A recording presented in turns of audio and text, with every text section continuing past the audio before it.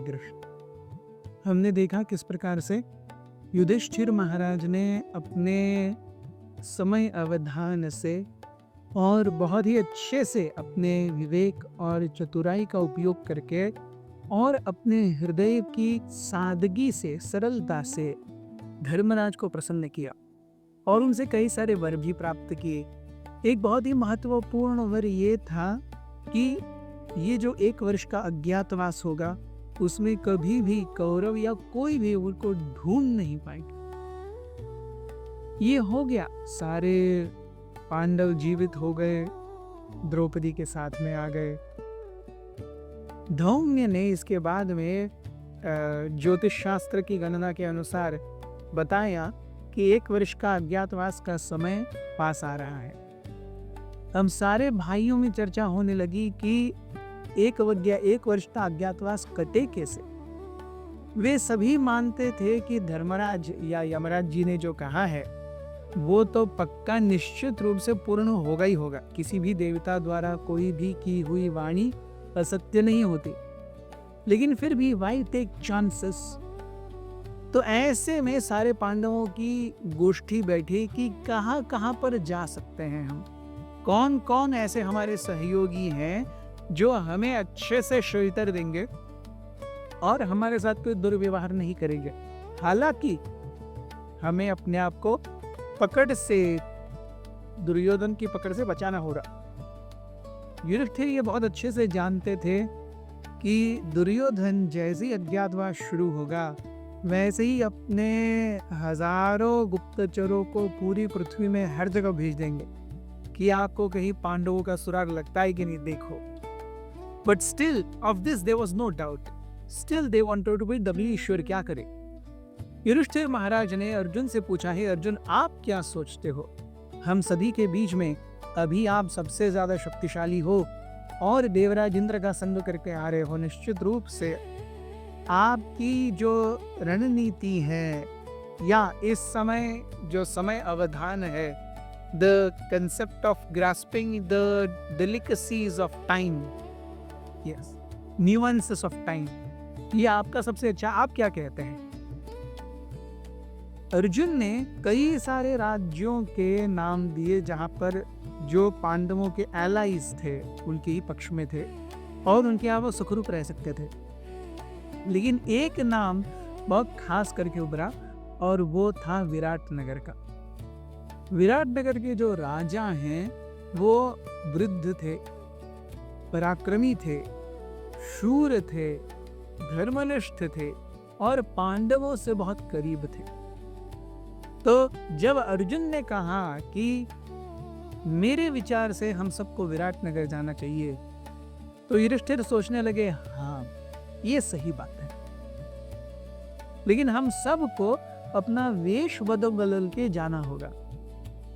अर्जुन के मन में प्रश्न आया कि हे भ्राताश्री, आप तो स्वयं धर्म के पुत्र हैं, आपके मन में कभी पाप प्रवेश कर ही नहीं सकता। ऐसे में आप किसी देवता से कम नहीं हैं, तो आप किसी मनुष्य की चाकरी या उसके अधीनत्व को कैसे स्वीकार करेंगे? आप तो यहाँ पर भी राजा के समान ही रह रहे हैं। युधिष्ठिर ने कहा कि मैं राजा का सेवक नहीं, राजा का मित्र बन के राजा के सामने जाऊंगा। राजाओं को द्यूत खेलने की बहुत शौक होता है, इसी द्यूत के कारण हम जंगल में आए हैं। लेकिन अब मैं द्यूत के सारे यंत्रों और षड्यंत्रों को समझ गया हूं। अब मैं द्यूत बहुत अच्छे से खेल सकता हूं।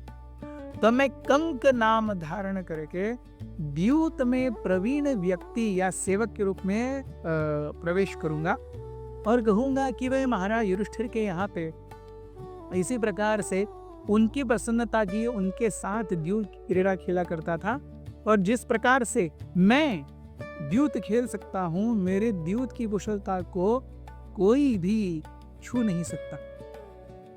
तो आप मेरे लिए चिंता मत कीजिए, मैं अपने आप को देख लूंगा। युधिष्ठिर महाराज भीम की तरफ मुड़े, भीम को कहने लगे, हे वृकोदर आप क्या करोगे? भीम कहने लगे कि मैं जानता था ये परिस्थिति आएगी, तो मैंने सोचा है कि मैं एक रसोइया बन के विराटनगर में प्रवेश करूंगा। एक ऐसा व्यक्ति जो हर तरह की पाक कला को जानता है और उसे सबसे अच्छा और बेहतरीन कैसे बनाया जाए, इसके कला को भी वो पहचानता है, इस विद्या को भी वो जानता है। साथ में मैं एज इन फ्री टाइम राजा का मल्ल युद्ध करके उनका मनोरंजन करूंगा। विराटनगर के जो बड़े बड़े मल्ल योद्धा हैं उनको मैं पछाड़ू ना, मारूंगा नहीं। ऐसे मैं वल्लभ नाम लेकर के विराटनगर में राजा के रसोइये के रूप में कार्य करूंगा। तो युधिष्ठिर महाराज ने थोड़ा सोचा, कहा ठीक है। फिर वो मुड़े अर्जुन की तरफ, हे अर्जुन, आप तो अभी सर्वश्रेष्ठ नरोत्तम हो, आप अभी स्वर्ग से आए हो।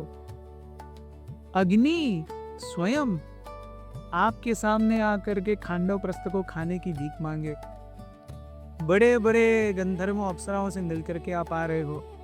आप स्वयं इंद्र के पुत्र हो। आप ऐसे सिंपल इसी के साथ रह करके उसका आदेश पालन करने का आप जिम्मा ले पाओगे?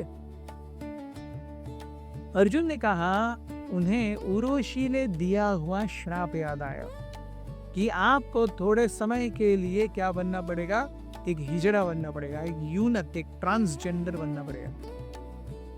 तो अर्जुन कहने लगे, इससे अच्छा समय इस श्राप को लेने के लिए और कोई नहीं है।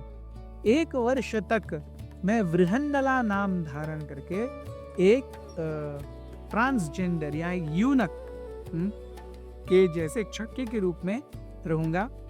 और जो रानी है उनकी बेटी जो है उनको मैं क्या सिखाऊंगा, नृत्य सिखाऊंगा।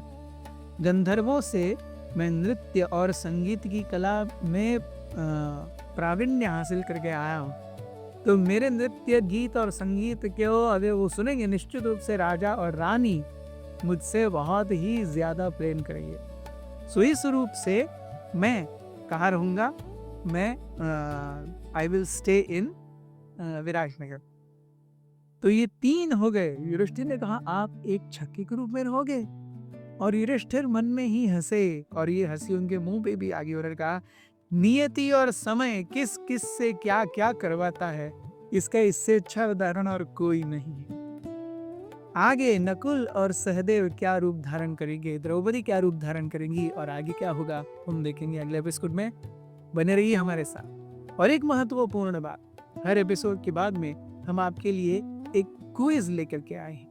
सो please comment to the right answer of the quiz in the comment section of the YouTube section. Hare Krishna.